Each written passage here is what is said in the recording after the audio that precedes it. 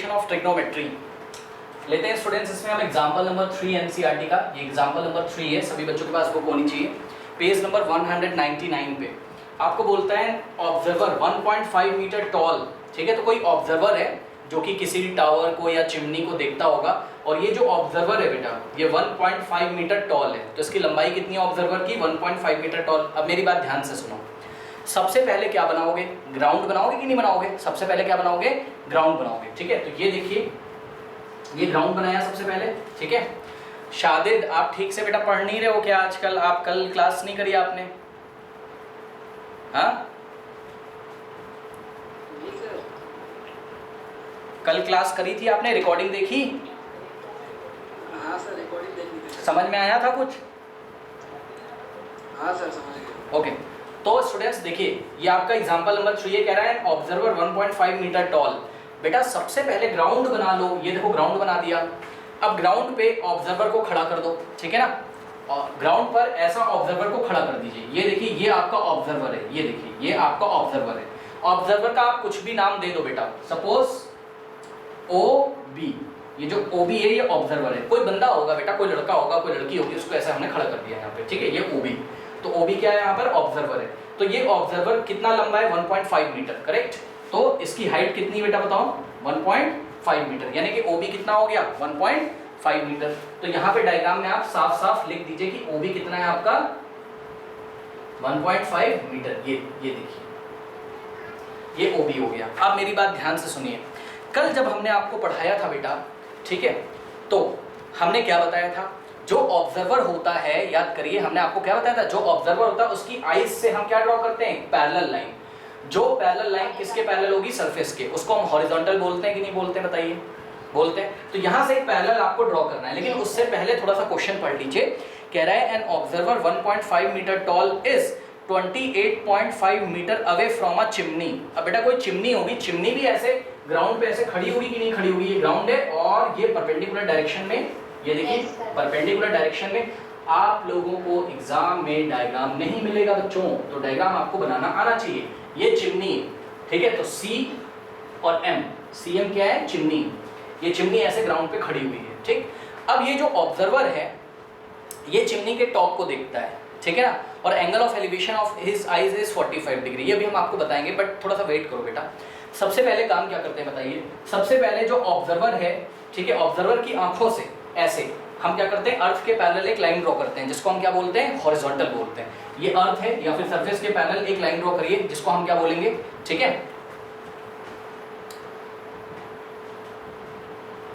1 second इसको of कर दें वरना बच्चे डिस्टर्ब करेंगे। देखो, तो ये देखिए हमने एक पैरेलल लाइन ड्रॉ कर दी, सही है। ये देखिए, कोई डाउट है बताइए? और ये वाले पॉइंट का नाम बेटा कुछ भी रख दो, आपकी मर्जी। सपोज हमने इसका नाम D रख दिया, पॉइंट D, ये वाला पॉइंट D है। OD क्या है? हॉरिजॉन्टल है, सबको पता है OD क्या है? OD को हम क्या बोलते हैं? हॉरिजॉन्टल, ठीक है। चलो, बहुत बढ़िया। अब बेटा एक बात मुझे जरा आप लोग ये बताइए कि अगर OB 1.5 मीटर है तो DM कितना होगा? 1.5 मीटर, ठीक है। तो यानी कि ये जो DM है ये भी कितना हो जाएगा बताइए? 1.5 मीटर। तो ये लीजिए, ये हो गया आपका कितना? 1.5 मीटर। कोई डाउट है बताइए? चलो, अब ये ऑब्जर्वर क्या करता है? पढ़िए फटाफट। कह रहा था angle of elevation of the top of the chimney from her I is 45 degree. तो ये जो ऑब्जर्वर, हर लगाओ मतलब कोई लड़की है, तो ये ऑब्जर्वर की आई से एंगल ऑफ एलिवेशन किसका? चिमनी के टॉप का। यही तो चिमनी का टॉप है। पॉइंट C क्या है?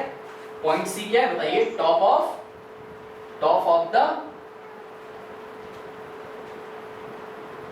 चिमनी, ठीक है ना। अब मेरी बात ध्यान से सुनो जरा, क्या करोगे?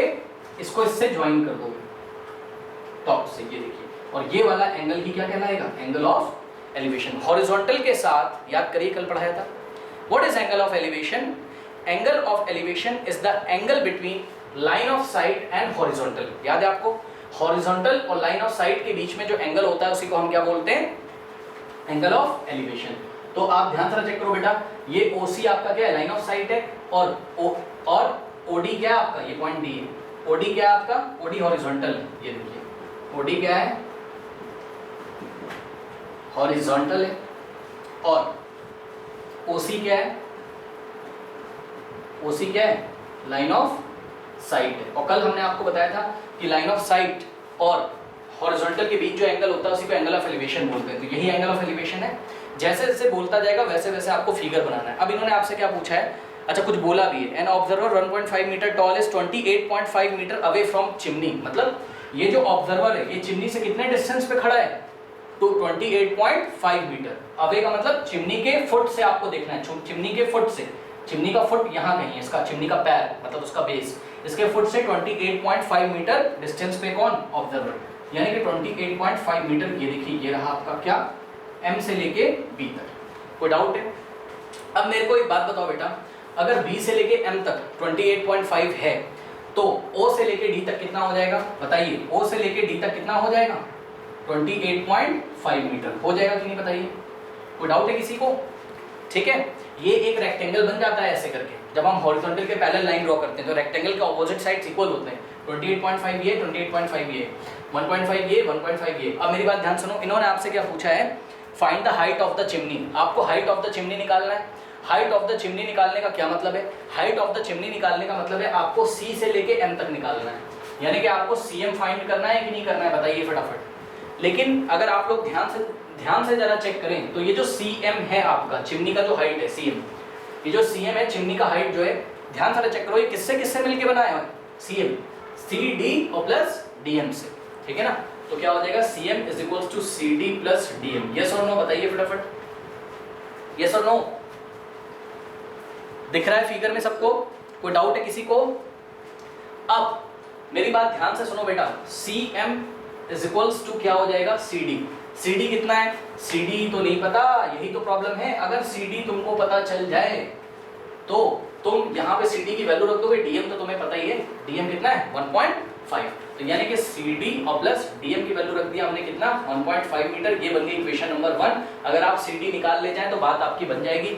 CD कैसे निकालेंगे, ये देखिए, ट्राइंगल CDO में, इन ट्राइंगल CDO में ध्यान से चेक करो, ये एंगल आपका 90 है, तो ट्राइंगल CDO में बेटा ध्यान से चेक करो, क्या आप CD नहीं निकाल सकते हो? चेक करिए, 45 डिग्री के लिए बेटा बेस कौन है, OD हो जाएगा बेस आपका, ठीक, और CD हो जाएगा आपका क्या, परपेंडिकुलर, करेक्ट। तो क्या लगाओगे आप, tan 45 लगा दीजिए, लीजिए tan 45। बोलो बेटा क्या होता है, tan थीटा क्या होता है, परपेंडिकुलर अपॉन बेस, करेक्ट। तो tan 45 perpendicular upon base, perpendicular क्या है, CD है, और बेस क्या है, OD, बेस क्या है, OD। दिस इंप्लाइज, अब tan 45 का वैल्यू कितना है, 1, तो 1 इज इक्वल्स टू क्या हो जाएगा, CD अपॉन OD का वैल्यू कितना है, 28.5। इसको इधर मल्टीप्लाई कर दो बस, 28.5 इंटू 1 कितना हो जाएगा, 28.5 इज इक्वल्स टू CD, यानी कि CD इज इक्वल्स टू कितना हो गया, 28.5 क्या, मीटर। ये लीजिए, क्या दिक्कत है? अब लाके वैल्यू यहाँ पे रख दो, तो this implies CM is equals to CD की जगह कितना रखोगे, बताइए, 28.5 क्या, मीटर, और प्लस 1.5 तो है ही बेटा, ये कितना आ जाएगा, 5 + 5 10 कैरी 1, और कितना हो जाएगा ये 29 30 हो जाएगा ये, है ना। तो 30.0 मीटर यानी कि 30 मीटर हो जाएगा, ठीक है। तो height of the chimney is what, 30 metres. तो इस तरीके से हम इस सवाल को करेंगे। बताइए कोई डाउट है किसी को, कोई डाउट है? No sir. अच्छा, अब एक सवाल मैं आपको देता हूँ इसी में, मेरी भी सुन लीजिए। मैं कहता हूँ, मान लो मैं आपको सवाल देता हूँ, what is the length of line of site. मैंने आपको क्या बोला, मेरा क्वेश्चन सुनो भाई, मैंने बोला what is the length of line of site, line of site, line of site की बेटा लेंथ बताइए, मतलब किसकी लेंथ निकालनी है, बताओ, फिगर देख के बताओ, लाइन ऑफ साइट कौन है, OC, यही है OC, लाइन ऑफ साइट कौन है, OC। तो आपको OC का लेंथ बताना है कि नहीं बताना है? OC का लेंथ बताने का क्या मतलब है, yes, आपको 90 के ऑपोजिट आ रहा है, यानी कि हाइपोटेन्यूज का लेंथ बताना है, ठीक है, यानी कि आपको OC बताना है। ये देखिए, OC बताना है, हाइपोटेन्यूज बताना है। अब आपको सब कुछ पता चल चुका है, बेस आपको पता चल चुका है, परपेंडिकुलर आपको पता चल चुका है, क्योंकि C से लेके D तक कितना था, चेक करो, C से D तक 30 नहीं था, C से D तक CD 28.5 था। ये देखिए, ये देखिए, ये देखिए, ठीक। तो आप इसमें बेटा एक ऐसा फंक्शन लगा दो जिसमें हाइपोटेन्यूस आता हो, साइन लगा दो। तो साइन क्या होता है बताइए? Perpendicular upon hypotenuse. तो साइन 45 लगा दो। लो sine 45 is equals to perpendicular upon hypo, यानी कि CD अपॉन OC, CD अपॉन OC। साइन 45 कितना होता है? 1/√2। भूल चुके हो क्या? साइन 45 कितना होता है? 1/√2। CD कितना है? बोलो 28.5 और अपॉन में OC की लेंथ यहां से निकाल लीजिए। OC into 1, OC is equals to √2 into 28.5 और √2 की वैल्यू क्या होती है? 1.414। लीजिए 1.414 into 28.5 कर देना, जो आंसर आएगा that will be your length of line of site. कोई डाउट है बताइए? सर हाँ बोलो बेटा। सर जब दो सेट दिया हुआ रहता है तो क्या हम उसे पाइथागोरस की थ्योरम नहीं लगा सकते हैं? हाँ ये बहुत बढ़िया सवाल देखो पूछा इन्होंने।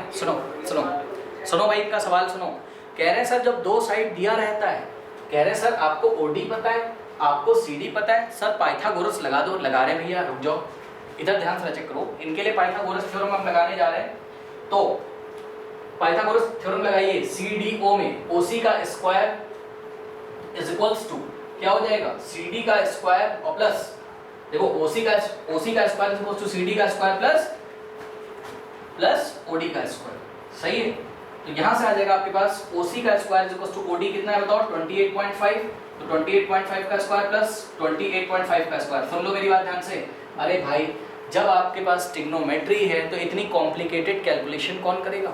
खुद दिमाग लगाओ। पहले तो मैं इसका स्क्वायर करूं, फिर मैं ऐड करूं, फिर मेरे को एक आंसर आएगा, फिर OC का मैं स्क्वायर हटाऊंगा, फिर वो डेसिमल वाला नंबर आएगा उसका मैं स्क्वायर रूट लूं।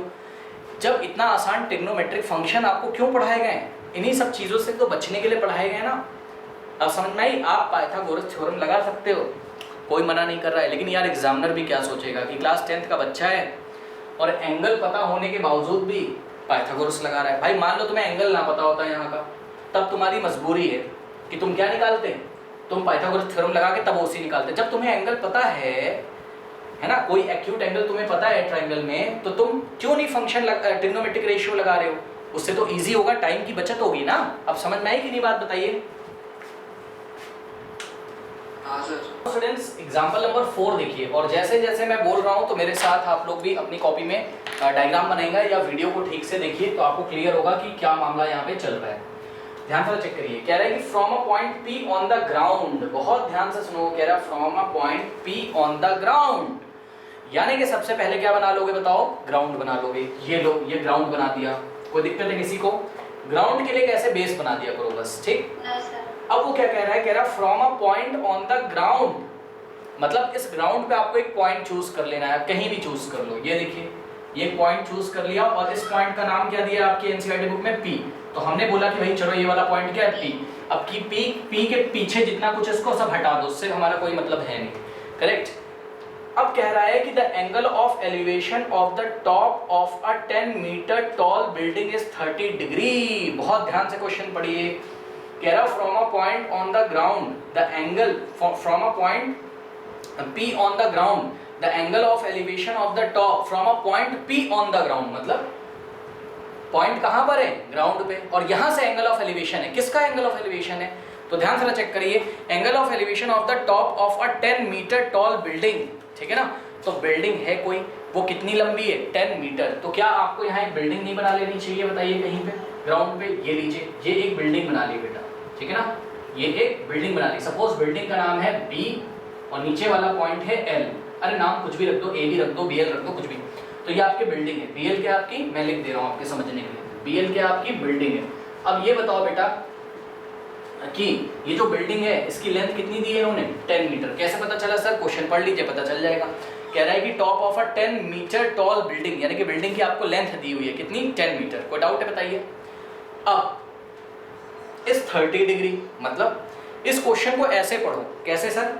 From a point P on the ground the angle of elevation of the top of a 10 metre tall building is 30 degree. तो जो बीच में इसने लिखा है ना उसको मत पढ़ो। बीच में क्या लिखा हुआ है इसने लिखा है top of a 10 metre tall building. ये तुम्हें कंफ्यूज कर रहा है। बीच में जो इसने सेंटेंस लिख दिया है ना कि the top of a 10 metre tall building, ये बिल्डिंग की हाइट बता रहा है, कंफ्यूज कर रहा है, तो मैं इसको काट दो, इसको मत पढ़ो, तो ऐसे पढ़ो, from a point P on the ground the angle of elevation of the top of a building is 30 degree. मतलब कि ग्राउंड पे किसी पॉइंट से जब बिल्डिंग के टॉप को देखते हैं, पॉइंट बी क्या है, टॉप ऑफ द बिल्डिंग, तो पी से इस टॉप ऑफ द बिल्डिंग को देखता है, ठीक है, तो एंगल ऑफ एलिवेशन कितना बनता है बताइए, एंगल ऑफ एलिवेशन कितना बनता है 30 डिग्री। कोई डाउट है यहां तक किसी को, बताइए, कोई डाउट है यहां तक किसी को, बताइए। अब आगे पढ़िए क्वेश्चन को, आगे क्वेश्चन को पढ़िए, कह रहा है a flag is hosted at the top of the building and the angle of elevation of the top of the flag staff from the point P is 45 degree. A flag is hoisted at the top of the building. इसका क्या मतलब है?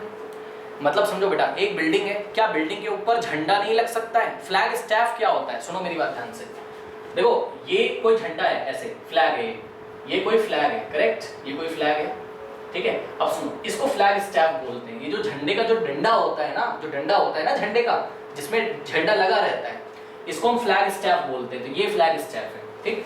तो building के ऊपर एक flag लगा हुआ है, आप भी एक बिल्डिंग के ऊपर फ्लैग लगा दीजिए, ये लीजिए, तो ये बिल्डिंग के टॉप पे एक फ्लैग लगा होगा भाई, क्या करें, ठीक है। तो ये देखिए पॉइंट एफ से लेके बी तक ये झंडा लगा हुआ है, ये ऐसे,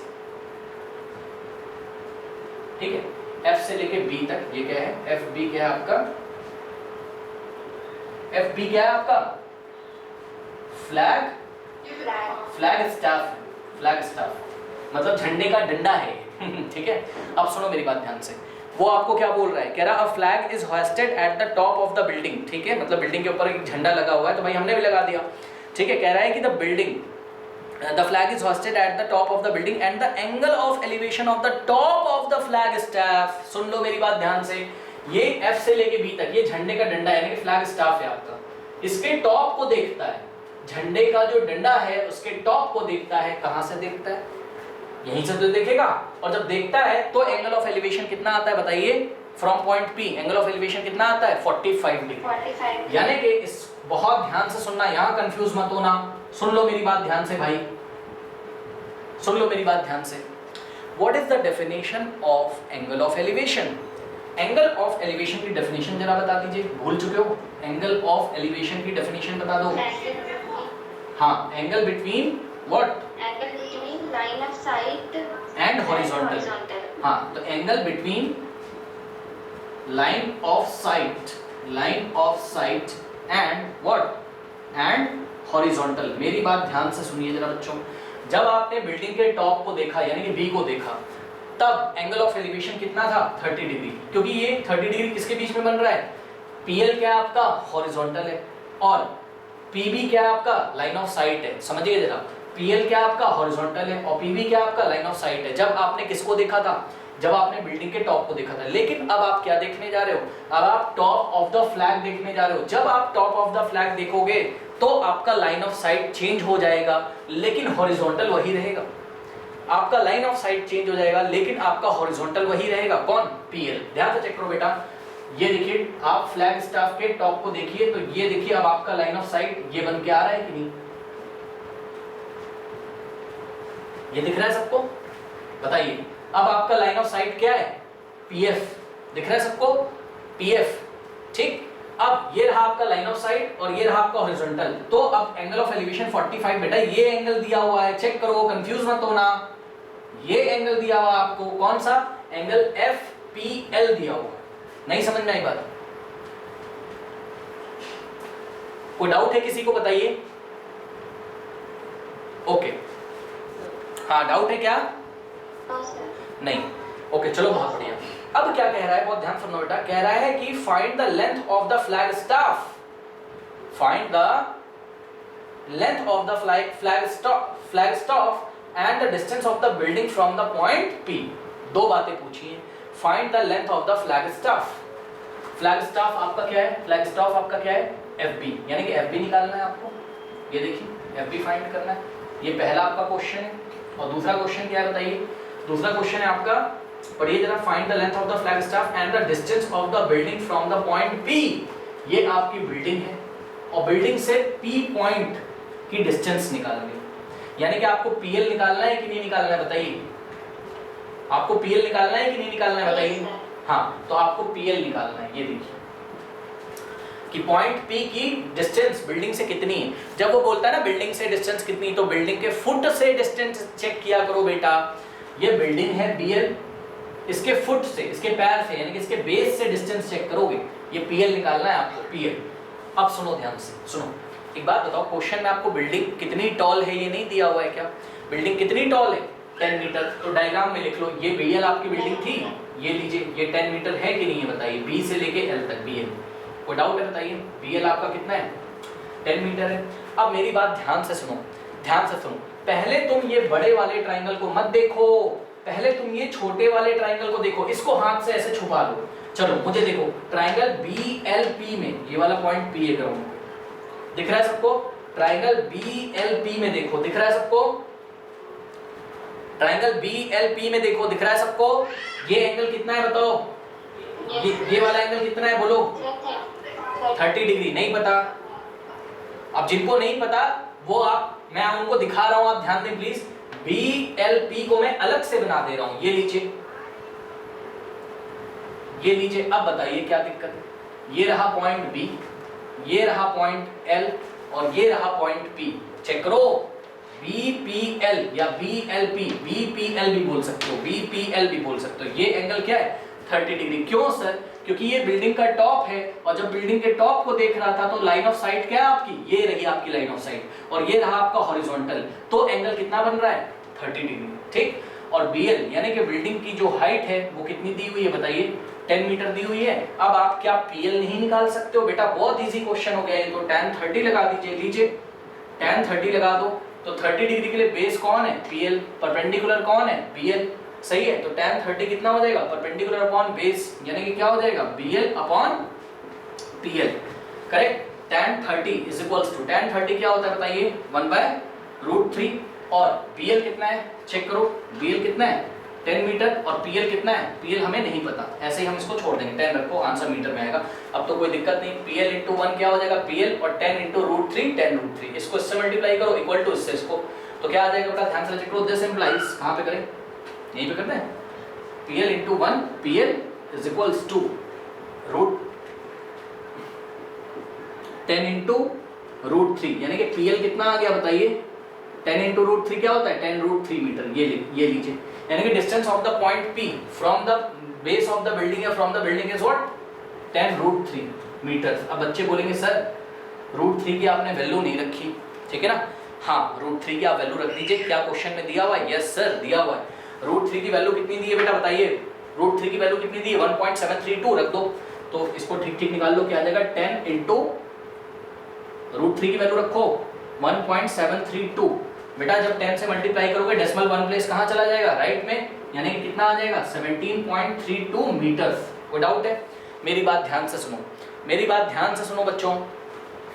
PL की आप डिस्टेंस यानी कि पॉइंट P की डिस्टेंस बेस से 10√3 बोलिए या 17.32 मीटर बोलिए, बात क्या है? सेम है। लेकिन आपको एग्जाम में आंसर क्या देना है? आपको आंसर देना है 17.32। क्यों सर? क्योंकि सर √3 की वैल्यू आपको गिवन है, तो √3 की वैल्यू रखने बिना आप आंसर नहीं दीजिएगा, नहीं तो मार्क्स कट जाएगा। लेकिन अभी दूसरी कैलकुलेशन जब आप करोगे तब आपको PL लेना पड़ेगा, तो आप PL 10√3 लेके कैलकुलेट करोगे। क्यों सर? बता रहे हैं, वेट करो, रुक जाओ। हमने जानबूझ के फिगर में 10√3 लिखा हुआ है। ये जो 10√3 यही क्या है? 17.32 मीटर है। बात सेम ही है। अब सुनो मेरी बात, अभी पता चलेगा मैं क्या कह रहा हूँ। सुन लो, क्वेश्चन पढ़ो आगे। क्या निकालना था? फ्लैग स्टैफ का लेंथ FBP निकालना था, करेक्ट। अब मेरी बात ध्यान से सुनिए बेटा। अब आप ट्राइंगल FLP लीजिए। कौन सा ट्राइंगल बोलो? इससे बड़ा वाला, ये पूरा, ये लीजिए। यहां पे F है, ठीक, यहां पर क्या है? L है और यहां पर क्या है? P है। अब आप किसको देख रहे हो? फ्लैग स्टैफ के टॉप को, सही है। तो ये एंगल कितना ले इस बार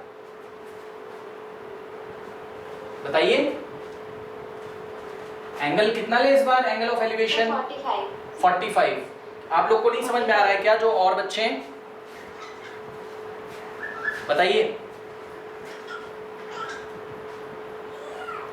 ओके भाई आप यहां से भी देख लो ना, ट्राइंगल एफ एल पी में ये वाला जो एंगल है ये कितना है, 45 है ना, क्योंकि अब आप किसको देख रहे हो, फ्लैग के, फ्लैग स्टैफ के टॉप को। तो लाइन ऑफ साइट क्या है आपका, एफ से लेके पी तक, और बेस क्या है आपका पीएल। तो ये एंगल कितना है, 45 ही तो है angle of elevation. Angle of elevation किसके किसके बीच एंगल होता है, लाइन ऑफ साइट और हॉरिजॉन्टल के बीच में। तो ये एंगल कितना है बताइए, 45 है कि नहीं है बताइए। और यहाँ कहीं क्या आ रहा है, चेक करो, यहाँ कहीं क्या आ रहा है, पॉइंट बी आ रहा है कि नहीं आ रहा है। और बी से लेके एल तक कितना है, बोलिए फटाफट, 10। बी से लेके एल तक कितना है, 10। और पी से लेके एल तक कितना है, अब ये भी निकाला था 17.32 मत लो, 10√3 लो। क्यों, अभी हम आपको बता रहे हैं। 10√3 हो गया ये मीटर्स, और 10 मीटर्स, ठीक। अब आपको क्या निकालना है, एफ बी। तो let us assume F B is equals to X मान लो। एफ बी को हमने एक्स मान लिया, ये लीजिए, कोई डाउट है। अब आप ट्राइंगल एफ एल पी में tan थीटा लगा दीजिए, tan 45। बताइए इस फिगर को देख के बताइए tan 45 कितना होगा, परपेंडिकुलर अपॉन बेस। परपेंडिकुलर कितना है बताइए, F से लेके L तक परपेंडिकुलर कितना है, FL अपॉन बेस कितना है, PL। और FL कितना होगा, इस फिगर से देखो बेटा, ध्यान से चेक करो, FL कितना होगा, FB plus BL, FB plus BL। और FB कितना है, X, और प्लस BL कितना है, 10। तो FL की जगह आप क्या रखोगे, x प्लस 10। तो tan 45 कितना होता है, याद करिए, tan 45 1। तो tan 45 की जगह 1 रखा, इज इक्वल्स टू FL की जगह क्या रखोगे, x plus 10, x plus 10 upon में PL कितना है, 10√3, करेक्ट। अब इसको आपको सॉल्व करना है, तो कैसे सॉल्व करें, क्रॉस मल्टीप्लिकेशन करिए। 10√3 इंटू 1 क्या आ जाएगा, 10√3 इंटू 1 10√3, और is equals to x plus 10, x plus 10, correct. अब ये वाले 10 को लेफ्ट में भेज दीजिए, क्या हो जाएगा, 10√3 minus 10 is equals to x आ गया। कोई डाउट है बताइए। अब इसको ब्रैकेट में बंद कर लो, और यहाँ से 10 कॉमन ले लो। जब 10 कॉमन ले लोगे, फर्स्ट टर्म में क्या बचेगा, √3 माइनस, यहाँ से 10 चला जाएगा तो 1 बचेगा। भाई कुछ नहीं बचेगा, 1। क्यों सर, 10 को वापस अंदर मल्टीप्लाई करो, ये तो मिलेगा 10 इंटू √3 10√3, और 10 into 1 10 is equals to x। अब 10, अब समझे आप बात कि मैंने क्यों डेसिमल में क्यों नहीं रखा है। अगर मैं चाहता तो रख देता, कोई दिक्कत नहीं है। 10√3 मैंने इसलिए रखा क्योंकि 10 लेफ्ट में आएगा तो 10 आराम से कॉमन ले लेंगे, और कोई बात थी नहीं, ठीक है। अब 10 इन द ब्रैकेट √3 माइनस 1, √3 कितना है बताइए, √3 1.732 होता है। तो √3 का वैल्यू 1.732 और minus 1 is equals to x, ठीक है।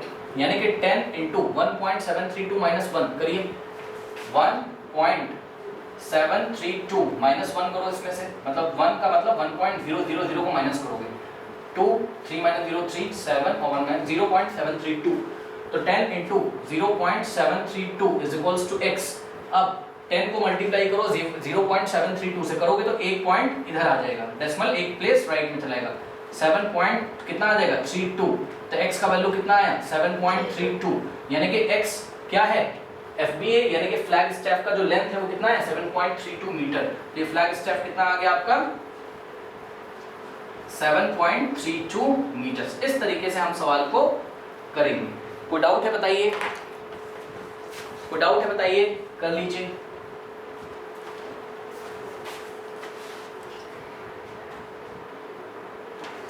किसी को कोई डाउट हो तो पूछ सकता है, जो ऑनलाइन बच्चे हैं।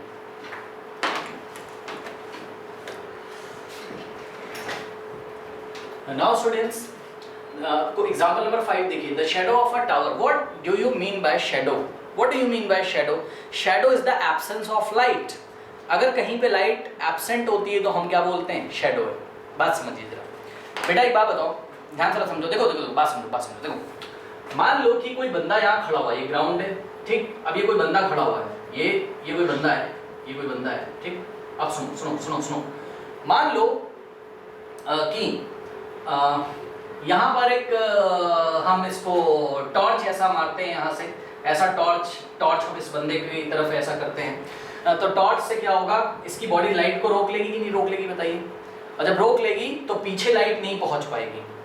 अब और अच्छे से समझो, मान लो यहाँ पर बेटा एक पोल है, ऐसे करके एक पोल है, ये देखो ये एक पोल है, करेक्ट, और पोल पे यहाँ पे एक लैंप लगा हुआ है, लैंप पोस्ट है ये आप कह सकते हो, एक लैंप लगा हुआ है, यहाँ से ऐसे लाइट जल रही है, ठीक है, तो लाइट यहाँ से जब ऐसे बल्ब ग्लो कर रहा है तो सभी दिशाओं में लाइट जा रही है, लेकिन जो लाइट रेज यहाँ पे आएंगी, ये देखिए जो लाइट रेज यहाँ पे आएंगी, क्या यहाँ पीछे पहुंच पाएंगी कि नहीं पहुंच पाएंगी बताइए, यहाँ पहुंच पाएगी ग्राउंड पे कि नहीं पहुंच पाएगी बताइए। यहाँ से ये लाइट आ रही है लैंप से, ये बंदे की बॉडी से रुक जाएगी ना, यहाँ पीछे नहीं पहुंच पाएगी, तो यहाँ शैडो हो जाएगा, यहाँ पे क्या हो जाएगा, शैडो। नहीं समझ में आई बात? What is shadow? Shadow is what? Absence of light. Absence of light. Shadow is what? Shadow is nothing, it is absence of light. Correct? तो ये चीज होती है। अब हम इतनी सारी रेज नहीं दिखाएंगे, ठीक है, हम क्या करेंगे, हम केवल एक रे दिखाएंगे। कैसे? ध्यान से समझो, देखो ये ग्राउंड है, ठीक है, और यहाँ बेटा कोई पोल है, पोल पे एक लैंप लगा हुआ है, ये देखो यहाँ एक बंदा खड़ा हुआ है, ठीक है। अब ये वाली रे को देखो, एक रे दिखाएंगे बस, ये वाली रे को देखिए और ये देखिए, ये आके यहाँ रुक जाएगी, आप ऐसे सोच सकते हो, ठीक है, ये यहाँ पे रुक जाएगी। अब हमें करना कुछ नहीं, कितनी दूर तक शैडो मिलेगा, ये पूरा शैडो होगा, कितनी दूर तक शैडो मिलेगा, क्या करेंगे, इसको ऐसे डॉट डॉट करके आगे बढ़ा लो बस, और जहां पे आके ग्राउंड को मीट करे ना, इतना शैडो आपको मिलेगा। ये जो बंदा खड़ा था पॉइंट बी पे, पॉइंट सी से, बी से सी तक आपको शैडो मिल जाएगा। नहीं समझ में आई बात? बताइए। Yes, अब मेरी बात ध्यान से सुनो, मेरी बात ध्यान से सुनो। अगर ये लैंप है आपका, जो ये लैंप है, ठीक है ना, और लैंप का अगर हम तुमसे एंगल ऑफ एलिवेशन पूछ लेना, तो एंगल ऑफ एलिवेशन आप ये वाला एंगल बताइएगा, अभी धीरे धीरे क्लियर होगा, परेशान ना हो। ये वाला एंगल आपका एंगल ऑफ एलिवेशन होगा, मान लो कितना है, 30 डिग्री, ठीक है। अच्छा, बहुत बढ़िया। अब सुनो, होता क्या है कि अगर ये बंदा थोड़ा सा आगे चला जाए, बहुत ध्यान से चेक करो, अगर ये पोल की तरफ चल रहा है ऐसे धीरे धीरे, कौन से पोल, जिस पे बल्ब लगा हुआ है, अब ये बंदा थोड़ी देर बाद यहां आ जाएगा, ये देखो,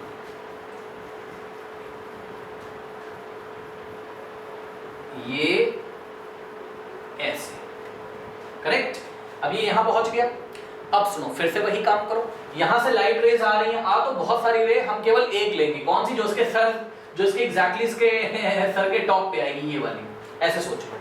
अब फिर क्या करेंगे, फिर ध्यान से चेक करो बेटा, अगर हम पूछे कितनी शैडो मिलेगी, तो आप क्या बोलोगे बताओ, आप क्या बोलोगे, आप बोलोगे कि इसकी बॉडी ने लाइट रोक ली है, पीछे शैडो मिलेगी, कितनी, इतनी शैडो मिलेगी, ठीक है, बात समझ में आई कि नहीं आई, ठीक है ना। yes, sir. हाँ, तो ये शैडो हो जाएगी आपकी, इसको ऐसे करके आगे आप मीट कर दोगे। अगर ये थोड़ी सी बात अगर आपको समझ में आई हो, ठीक है ना, तो आइए जरा हम सवाल अपना पढ़ते हैं कि क्या है। कह रहा है the shadow of a tower standing on a level ground. बेटा ध्यान से चेक करो, सबसे पहले आपको ग्राउंड बनाना होगा, ये देखिए आपने ग्राउंड बनाया, ठीक है। अब ग्राउंड बनाने के बाद क्या करना है आपको, इस पे एक टावर को खड़ा कर देना है। ये देखो एक टावर आपने यहाँ पे ऐसे खड़ी कर दी, ये एक टावर है, ठीक है, T और W एक टावर है, जैसे बंदा खड़ा होता था ना वैसे टावर खड़ी हुई है, ठीक है। अब कह रहा है कि the shadow of a tower standing on a ground is found to be 40 metre longer when sun's altitude is 30 degree then when it is 60 degree. अब ये क्या बोल दिया बेटा, एक बात बताओ, ध्यान से चेक करो, यहाँ सन होगा कहीं पे, ये सन होगा कि नहीं होगा बताओ। सन कैसा काम कर रहा है, बल्ब जैसा काम कर रहा है, सन से बहुत सारी रेज निकल रही, तुम कौन सी रे लोगे, ये वाली रे लोगे, ऐसे करके। नहीं समझ में आई बात बेटा, एक बात बताओ, यहाँ से बहुत सारी रेज निकल रही है ना ऐसे, ये देखो, करेक्ट। अब ये सभी रेज बिल्डिंग क्या करेगी बताओ, बिल्डिंग इन सभी रेज को रोक लेगी, तो पीछे अंधेरा हो जाएगा ना, पीछे शैडो बन जाएगी, यहाँ परछाई आ जाएगी बिल्डिंग की, यहाँ पे ये ऐसे, यहाँ लाइट नहीं पहुंच पाएगी, यही तो मैं बता रहा हूँ, सही है ना। तो अब ध्यान से चेक करो, इतनी सारी रेज नहीं लेनी है आपको, ठीक है। आपको सिंपली यहाँ पे सोचना है सन है, और ये सन से बहुत सारी रेज निकल रही होंगी, आपको एक रे लेनी। ये आपकी TW क्या है बताओ? TW क्या है? टावर है। ये सबको पता है कि नहीं बताओ? TW क्या है? टावर है। और यहां से सिंपली एक रे लेके आना। कौन से निशाने पे लेके आना है? टावर के टॉप पे। टावर के टॉप पे ऐसे करके सोचो आप। ये सन है और एक सिंगल, अरे मैं स्केल का यूज कर लेता हूँ, ये ना थोड़ा सा तिरछा हो गया है, स्केल का यूज करता हूँ मैं। ये देखो, ये आपका सन है, बहुत सारी रेज आ रही है, टावर के टॉप पे निशाना लगाओ बेटा, ये वाली रे को देखो ये। और सर क्या और रेज नहीं आ रही होगी? बहुत सारी आ रही होगी यहाँ पे, बहुत सारी है, सबको हमने दिखाया नहीं। ये देखो बेटा, ये देखो। अब इसी रे को जो टॉप पे आती है टावर के, इससे आप निशाना लगा लीजिए आगे। ये देखिए, ये देखिए बेटा, ये देखिए जरा, ये देखिए, ये देखिए, ये देखिए। ठीक है, तो बताओ बेटा शैडो कितनी मिलेगी? अगर T से W तक क्या है आपका? टावर है, और ये वाला पॉइंट A है, तो शैडो की लेंथ बताइए, लेंथ ऑफ द शैडो कितनी है? बताओ देख के यहाँ। यस, AW, लेंथ AW, ये शैडो, यही तो परछाई है। अरे जहां लाइट नहीं पहुंचती वही तो शैडो है। तो ये length of what? Length of shadow है। ये लीजिए, तो लेंथ ऑफ शैडो कितनी होगी बताइए? AW हो गई इस टाइम। अब सुनो मेरी बात ध्यान से। What do you mean by altitude of sun? सन का ऑल्टीट्यूड क्या होता है सर? बेटा एक बात बताओ, सन जो होता है उसकी स्थिति अलग अलग होती है। मॉर्निंग में देखोगे तो आपको उसको देखने के लिए थोड़ा ही ऐसे गर्दन उठाना पड़ेगा, अपना नेक थोड़ा उठाना पड़ेगा। लेकिन दोपहर में आप उसको देखोगे जब खड़ी धूप होती है, दोपहर के 12-1 बजे, तो अगर आप बोले सन को देखो तो कैसे? ये ऐसे उठाना पड़ेगा। यानी कि सन का जो ऑल्टीट्यूड होता है, सन की जो ऊंचाई होती है, उसको हम एंगल ऑफ एलिवेशन से नापते हैं। सन के ऑल्टीट्यूड को हम किससे मेजर करते हैं? एंगल ऑफ एलिवेशन से मेजर करते हैं। अब आप बेटा जरा पढ़िए, यहाँ पर इन्होंने क्या बोला है? The shadow of a tower standing on a level ground is found to be 40 metre longer when sun's altitude is 30 degree. मतलब जब सन का ऑल्टीट्यूड कितना है? जब सन का ऑल्टीट्यूड कितना है बताइए? 30 डिग्री है। तो होता क्या है? तो इसकी जो शैडो है, किसकी? इस टावर की शैडो, वो 40 मीटर लॉन्गर है। किससे लॉन्गर है? When it is 60 degree. मतलब जब सन का ऑल्टीट्यूड कितना था? 60 डिग्री था। तो उस कंडीशन से, अब बात समझो, देखो देखो देखो, बात समझो बेटा, देखो सन का ऑल्टीट्यूड का क्या मतलब है? सन को आप देख रहे हो तो एंगल ऑफ एलिवेशन की बात कर रहे हैं, बस समझो। एक बार आपने देखा, सुनो, एक बार आपने देखा ऐसे तो 30 डिग्री, फिर आपने देखा तो 60 डिग्री। ठीक है, तो इस तरीके से सन के अलग अलग एंगल ऑफ एलिवेशन हो सकते हैं। और सन का जब अलग अलग एंगल ऑफ एलिवेशन होगा तो ये टावर की शैडो भी अलग अलग लेंथ की आएगी। तो उन्होंने क्या बोला? उन्होंने ये बोला कि the shadow of tower standing on a level ground is found to be 40 metre longer when sun's altitude is 30 degree. मान लो बेटा, मान लो ये वाले डायग्राम में अभी सन का जो ऑल्टीट्यूड है वो कितना है? 30 डिग्री। लीजिए सर, ये समझ में नहीं आया, इसका क्या मतलब है? अरे इसका ये मतलब है बेटा कि तुम यहाँ पर खड़े होकर अगर इसको देखो सन को, तो यही तो तुम्हारी लाइन ऑफ साइट होगी ना। ठीक है ना, यही तो तुम्हारी लाइन ऑफ साइट होगी। ठीक है ना, क्योंकि तुम ऐसे टावर के एकदम टॉप पे देख रहे हो और इसी लाइन की सिधाई में तुम्हें सन दिखाई पड़ रहा है, ऐसे करके सोचो। तो यही तो लाइन ऑफ साइट होगी तुम्हारी, जो हॉरिजॉन्टल के साथ कितना एंगल बना रही है? 30 डिग्री। इसी को हम क्या बोलते हैं? ऑल्टीट्यूड ऑफ द सन बोलते हैं। करेक्ट। तो ऑल्टीट्यूड ऑफ द सन का मतलब आप एंगल मेजर कर रहे हो, ये आप ध्यान रखिएगा। ठीक है, तो जिस time altitude of the sun 30 degree है तो उस टाइम शैडो कितनी है? पढ़िए, the shadow of the tower standing on a ground is found to be 40 metre longer है। 40 मीटर लॉन्गर है किससे? when the sun altitude is 30 degree then when it is 60 degree. मतलब समझो बेटा, मतलब बेटा ध्यान से चेक करो कि अगर हम एक चीज आप थोड़ा सा फील करिएगा, पहले आप फील कर लो थोड़ा सा। ये ना अजीब सा क्वेश्चन होता ही है, इसमें एक बार क्लियर करा दें, सारा आपको क्लियर हो जाएगा, थोड़ा टाइम लगेगा। सुनो, यहाँ से खड़े होकर अगर आप देखो किसी ऑब्जेक्ट को, आप कभी फील करना बेटा, यहाँ से खड़े होकर अगर किसी ऑब्जेक्ट को देखोगे ना तो एंगल कम बनेगा, लेकिन बेटा अगर पास से आके देखोगे तो एंगल ज्यादा बनेगा। अगर आपको भरोसा नहीं है तो आप चेक कर लेना। हाँ, आपके घर के सामने कोई बिल्डिंग होगी, आप उसको ना थोड़ा दूर से देखना बेटा। जब आप थोड़ा दूर से देखोगे ना तो आराम से देख लोगे, थोड़ा सा कम ही एंगल ऑफ एलिवेशन करना पड़ेगा आपको। लेकिन ऐसा आ जाइए उसके पास, अब पास से देखो, पास से वो उसके टॉप को देखना है तो ये गर्दन ऐसा उठाना पड़ेगा। यानी कि यहाँ से आपको ये सीखने को मिलता है क्या? यहाँ से आपको ये सीखने को मिलता है अगर पास से देखोगे तो ज्यादा एंगल बनेगा और दूर से देखोगे तो कम एंगल बनेगा। नहीं समझ में आई बात? yes, sir. हाँ, तो वो यही क्वेश्चन में कह रहा है क्या क्वेश्चन में कह रहा है, the shadow of the tower standing on the level ground is found to be 40 metre longer when the sun altitude is 30 degree. जब सन का ऑल्टीट्यूड कितना है 30 डिग्री, तो उस टाइम इस टावर की जो शेडो बन रही है वो लॉन्गर है। किससे लॉन्गर है? Then when it is 60 degree. मतलब जब इस टावर की व्हेन इट इज 30 डिग्री, मतलब जब सन का ऑल्टीट्यूड कितना था 60 डिग्री था। क्या सन का ऑल्टीट्यूड 60 डिग्री नहीं हो सकता? बिल्कुल हो सकता है। उस टाइम आप क्या सोचोगे? सोचो जरा, जब सन का ऑल्टीट्यूड 60 डिग्री है तो उस टाइम कुछ स्थिति ऐसी नहीं रही होगी बेटा, ध्यान से चेक करो। ये देखो जरा, ये ऐसे, बात समझो। देखो सन अपनी पोजीशन चेंज कर लेगा बेटा, समझो, सन अपनी पोजीशन चेंज कर लेगा। अब व्हेन इट इज 60 डिग्री में यहां लिख दे रहा हूं, व्हेन इट इज 60। अरे दिन भर सन की पोजीशन चेंज नहीं होती रहती, अर्थ घूम रही है, सन घूम रहा है, सब तो मोशन में, तो रिलेटिव पोजीशन नहीं चेंज होगी। तो यहाँ पे देखिए, सन अगर यहाँ होता, ये देखिए सन यहाँ है, तो बेटा रे कैसे आएगी? ये देखिए, ये रे ऐसे करके आएगी। रे कौन सी वाली लेनी है? अरे अलग अलग टाइम पे सन की पोजीशन अलग अलग होती है। तो अब मान लीजिए सन की पोजीशन ऐसे थी, तो यहाँ से एक रे लेके आनी है टावर के टॉप पे, और इसको ऐसे डॉट डॉट करके आगे मिला देना है बेटा। एक बात बताओ, जब सन यहाँ रहा होगा, ठीक है ना, जब सन यहाँ रहा होगा तो आपका ऑल्टीट्यूड कितना रहा होगा बताइए? 60 डिग्री। खुद दिमाग लगाओ ना, जब सन यहाँ रहा होगा तो यहाँ से बहुत सारी रेज ऐसे निकल रही, बिल्डिंग इन रेज को रोक लेगी, तो शैडो कितनी तो बनेगी, W से लेके B तक। नहीं समझ में आई बात? और फील कराने के लिए हमने आपको बता दिया कि कौन सा एंगल 30 होगा, कौन सा 60 होगा। ये फील कराने के लिए हमने आपको क्या बताया? हमने आपको ये बताया, आप दूर से देखोगे तो एंगल कम बनेगा, और आप पास से देखोगे तो एंगल ज्यादा बनेगा। बात समझ में आई कि नहीं आई? कोई डाउट है बताइए? अब इन्होंने क्या बोला है बताओ? अगर हम तुमसे, अब मेरा क्वेश्चन सुनो, हम तुमसे बोल रहे हैं कि ये है आपकी पोजीशन नंबर 1 सन की, और ये है पोजीशन नंबर 2। तो बताइए, पोजीशन नंबर 1 में सन का ऑल्टीट्यूड कितना है 60 डिग्री, और पोजीशन नंबर 2 में सन का ऑल्टीट्यूड कितना है 30 डिग्री। अब मेरी बात ध्यान से सुनो, पोजीशन नंबर 1 में बेटा P1, पोजीशन नंबर 1 में, पोजीशन नंबर 1 में शैडो कितनी बताइए? पोजीशन नंबर 1 में शैडो कितनी, देख के बताओ। पोजीशन नंबर 1 में शैडो की लेंथ कितनी है? BW, ठीक है ना, BW ये लीजिए, ठीक। और पोजीशन नंबर 1 में एंगल कितना है 60 डिग्री, यानी कि ऑल्टीट्यूड कितना है 60 डिग्री, ठीक। अब पोजीशन नंबर 2 में बताइएगा बेटा हमको, पोजीशन नंबर 2 में बेटा एंगल कितना है? एंगल का मतलब एंगल ऑफ एलिवेशन बोल दो, चाहे सन का ऑल्टीट्यूड बोल दो, 30 डिग्री, ठीक। तो शैडो कितनी है? शैडो कितनी है बेटा, देख के बताइए डायग्राम से।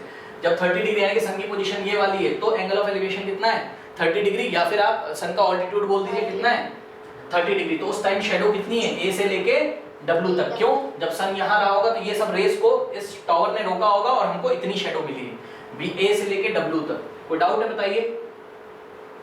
कोई डाउट है? अब इन्होंने आपसे क्या बोला है? इन्होंने आपसे क्या बोला है? पढ़िए जरा क्वेश्चन। इन्होंने आपसे क्या बोला है? इन्होंने आपसे बोला है the shadow of the tower standing on the level ground is found to be 40 metre longer. ये 40 मीटर लॉन्गर होती है। आप यहां से बेटा मुझे देख के बताओ, क्या कौन सी शैडो लॉन्गर है? पोजीशन 1 में शैडो लॉन्गर है कि पोजीशन 2 में?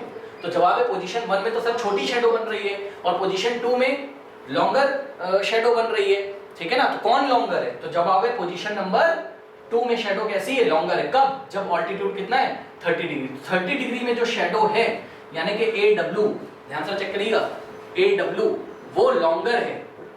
किससे लॉन्गर है? जब सन का ऑल्टीट्यूड कितना था 60 डिग्री, उससे लॉन्गर है। यानी कि BW वाली जो शैडो की लेंथ जो BW उससे लॉन्गर है। कितना लॉन्गर है? 40 लॉन्गर। नहीं समझ में आई बात? Yes sir. पढ़िए ना, क्या कह रहा है? कह रहा है the shadow of the tower standing on the level ground is found to be 40 metre longer. मतलब लेवल ग्राउंड पे जो टावर खड़ी है उसका शैडो कितना 40 मीटर लॉन्गर है। When sun's altitude is 30 degrees. Longer कब आता है? जब सन का ऑल्टीट्यूड कितना है 30 डिग्री, तो लॉन्गर आता है।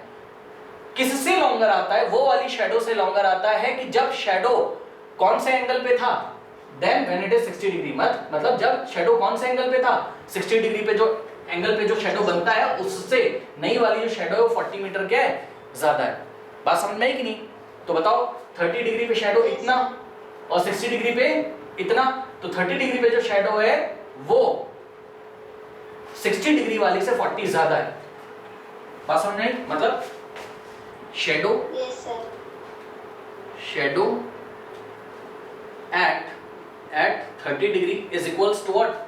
Is equals to 40 more 40 plus 40 metres लिखा होगा, more 40 than- more than 40 metres more than shadow shadow at at 60 degree. बताइए क्या गलत लिख दिया मैंने? यही तो लिखा हुआ है shadow at 30 degrees is equals to 40 more than shadow at 60 degree. अब शेडो एट 30 डिग्री को डायग्राम से देख लो, क्या है बताओ? डायग्राम से देख लो, शेडो एट 30 डिग्री, जब ऑल्टीट्यूड 30 डिग्री तो शेडो कितना है बताइए? AW, correct? तो शेडो एट 30 डिग्री का लेंथ हमने लिखा AW is equals to 40 more than shadow at 60, यानी कि शेडो एट 60 कितना दिखाई पड़ रहा है? शेडो एट 60 आपको BW दिखाई पड़ रहा है, ठीक है? तो BW में क्या ऐड कर दें? 40 मोर का मतलब 40 ऐड कर दीजिए। 40 तो इक्वेशन क्या आ गई? AW is equals to 40 plus BW। आ गई कि नहीं आ गई बताइए? कोई डाउट है बताइए? हाँ No, sir. हाँ, ओके। अब ध्यान से चेक करो, क्या आपको यहाँ पर बिल्डिंग की हाइट दी हुई है बेटा? क्या आपको बिल्डिंग की हाइट दी हुई है? नो, बिल्डिंग की हाइट नहीं दी हुई है। Find करना. हाँ, तो इन्होंने आपसे क्या पूछा? अच्छा, find the height of the tower. तो आप एक काम करो, इस फिगर में हाइट ऑफ द टावर को आपने क्या कर लिया है? h अज्यूम कर लिया है। Late us assume height of the tower is h। तो आपको ये h फाइंड करना है कि नहीं करना है बताइए? ठीक है, Yes, sir. ओके। अब क्या करें सर? कितने वेरिएबल्स हैं? ध्यान से चेक करो, AW भी नहीं पता है, BW भी नहीं पता है और h भी नहीं पता है, ठीक है ना? तो एक काम करते हैं, क्या कर सकते हैं? हम लेते हैं ट्राइंगल TWB, ये राइट एंगल ट्राइंगल है। सबसे पहले लेते हैं TWB, ठीक है ना? तो in triangle TWB, in triangle TWB में इसमें आप tan 60 लगा दो बेटा। क्या हो जाएगा बताओ फटाफट? tan 60 इज इक्वल्स टू क्या हो जाएगा बताइए? Perpendicular upon base. परपेंडिकुलर कितना है? h, बेस कितना है? BW, ठीक है? तो क्या हो जाएगा बताइए? h upon BW। कोई डाउट है बताइए? सिंपल है, कोई डाउट है? अब tan 60 कितना होता है बोलिए फटाफट? √3 होता है। tan 60 √3 होता है, तो √3 is equals to h upon BW, ये लीजिए। कोई डाउट है? अब BW को इधर भेज दीजिए, BW एक तरीके की लेंथ है, तो BW into √3 is equals to क्या आ जाएगा? h। तो h इज इक्वल्स टू क्या आ गया? BW into √3। हाँ, तो BW इंटू √3, ये लीजिए, ये बन गई आपकी इक्वेशन नंबर 1। h की वैल्यू हमने निकाल ली, करेक्ट? अब आप ट्राइंगल लो, कौन सा? ट्राइंगल TWA, ठीक है? तो इन ट्राइंगल TWA में आप लगा दीजिए tan 30 और मुझे देख के बताइए कि tan 30 कितना होगा? tan 30 परपेंडिकुलर अपॉन बेस होगा कि नहीं होगा? Yes. तो परपेंडिकुलर कितना है बताइए? Yes, sir. h है, ठीक है? H. और बेस कितना है? बहुत ध्यान से सुनो, बेस कितना है? बेस है आपका AW, ठीक है? तो बेस कितना है आपका? AW, correct? अब नेक्स्ट स्टेप में देखिएगा जरा, tan 30 कितना होता है? 1/√3। तो 1/√3 is equals to h upon AW। कोई डाउट है? अब क्रॉस मल्टीप्लिकेशन करो। हाँ, बस AW को इधर भेज दो। क्यों? h की वैल्यू निकाल लो तुम, हम बता रहे हैं, बस h की वैल्यू निकालो तुम। तो AW इंटू 1 कर दो बस, मतलब AW को इधर भेज दो बस। तो h इज इक्वल्स टू क्या आ जाएगा बताओ? AW/√3। आ गया कि नहीं आ गया बताइए? कोई डाउट है? Yes, sir. अब एक बात बताओ, ये इक्वेशन 1 है, ये इक्वेशन 2 है, करेक्ट? अब आप लोग ध्यान से चेक करिए, h की वैल्यू एक बार क्या आई? BW इंटू √3 और एक बार h की वैल्यू क्या आई? AW/√3। ये इक्वेशन 1 और 2 दोनों के लेफ्ट हैंड साइड इक्वल है कि नहीं है बताइए? Yes, sir. तो दोनों के राइट हैंड साइड इक्वल होंगे कि नहीं होंगे बताइए? Yes, sir. ठीक है, तो फ्रॉम 1 एंड 2 यहां पे कर रहे हैं, ध्यान से चेक करिएगा।